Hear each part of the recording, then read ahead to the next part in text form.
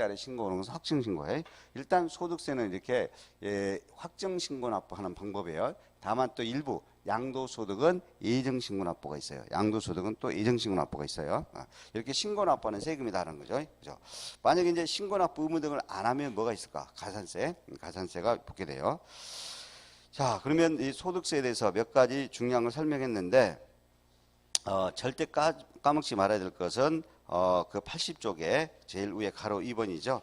하여튼 종합소득세로 합산해서 세금을 내야 되는데 그 퇴직소득, 양도소득은 특히나 양도소득은 종합소득에 합산하지 않고 따로 세금을 과세한다. 구분 계산하여 구분 계산. 이렇게 양도소득이 별도로 구분 계산하여 과세한다.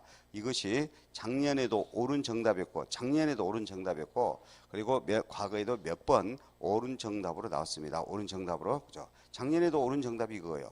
양도소득세 설명 옳은 것. 구분 계산한다는 거지. 구분 계산. 그다음에 이제 2절 소득세 납세 의무죠.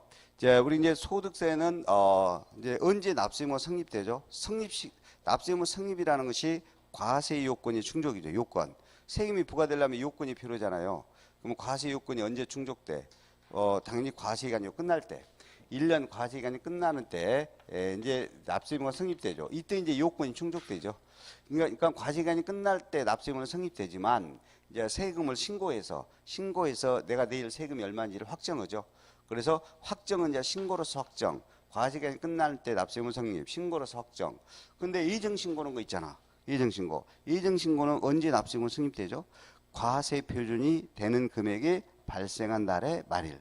그 달의 말일 돼야지. 3월 20일 날 팔았다. 그러면 그 달 3월 달 말일 3월 달 말일이 돼야지. 그래야 납세 의무 성립되죠. 그래야 3월 말일로부터 2개월 내 5월 말까지 예정신고가 됩니다. 그러니까 예정신고하는 소득세는 과세 표준이 되는 금액이 발생한 달의 말일.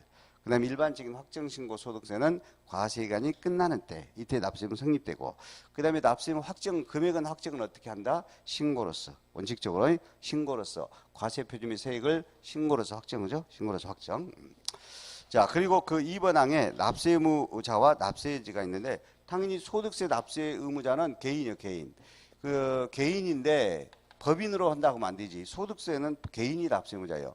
근데 이 개인을 소득세법은 소득세법은 개인을 두 가지로 나누어. 거주자, 비거주자 이렇게 나눠가지고 세금을 좀 다르게 부과해요. 자, 거주자는 이렇게 정의합니다. 세법에서 정의해요. 세법에서 이렇게 정의돼 있어. 거주자란 국내 주소가 있거나 국내 주소가 있어요. 그건 무조건 거주자고, 주소가 있거나라고 돼 있어요. 있으면 무조건 거주자예요. 근데 국내 주소가 없어도 국내에서 183일이에요. 1년 아니에요. 1년 아닙니다. 1년 중에서 반년 183일 이상 거주를 했다. 이거. 국내에서 거주란 말은 머문다라고 그래요. 머무는 걸 왜 거주한다라고 그러죠. 그러면 국내에서 183일 이상 거주를 했어. 그래도 거주자가 돼요. 그리고 이 거주자, 그러니까 이 사람 거주자가 아닌 자는 전부 다 비거주자가 됩니다. 그러면 이 거주자 정의가 공무원 시험은 아주 중요해요. 거주자 정의가 아주 중요합니다. 근데 우리 이제 중개사 시험은 이 거주자 정의보다 이게 더 중요해요. 과세 범위가 더 중요해요. 과세 범위가.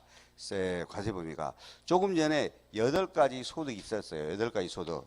그러면 이 소득이 거주자는 국내에서 우리 소득이 생길 수도 있고 외국에서 소득이 생길 수 있어. 모두 과세요. 국내, 국외. 그래서 국내외라고 해. 국내만 쓰지면 안 돼. 국내외 모든 소득을 가지고 세금이 부과돼요. 그러니까 조금 전에 본 소득, 근로소득이 해외 지사에 파견돼. 그래서 근로소득이 해외에서 생겼어. 외국에서. 그래도 과세돼. 외국에서 근로소득이 생겨도 과세됩니다. 근데 단서 하나가 있단 말이에요. 방금 소득이 8가지 소득이 있었어. 8가지 소득에서 토지금을 양도로 인한 소득은 별도로 구분 계산했죠. 그죠? 그러면 외국에서도 토지나 건물 등 부동산 양도할 수도 있겠지. 외국에서도. 여러분들 외국에 토지 등을 가지고 있을 수도 있잖아. 그럼 외국에 토지 등을 팔았어. 그러면 또 양도소득이 과세되겠죠.